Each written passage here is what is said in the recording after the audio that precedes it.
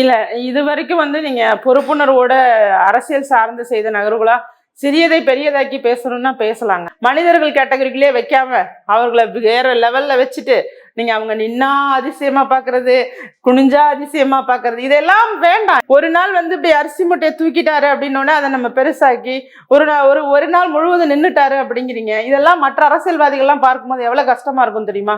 தேர்தல் சமயத்துல ஒரு விழிப்புணர்வு செஞ்சிருக்கலாம். இப்ப நான் அந்த அளவு பிரபலத்தன்மையா இருந்தா செய்வேன்.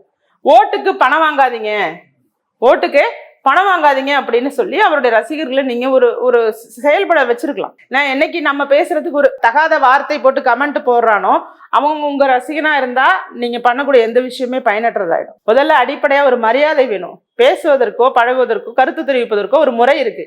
அந்த முறை கூட தெரியாத ஒரு கூட்டத்தை உங்களால சரி பண்ணவே முடியாது. அப்ப உங்களுடைய பேச்சு, உங்களுடைய எழுத்துக்கள், நீங்க கொடுக்கக்கூடிய அறிக்கைகள், உங்களோட கூட்டத்தை வச்சு நீங்க என்ன பண்ண போறீங்கன்னு பொறுத்திருந்து பார்ப்போம்.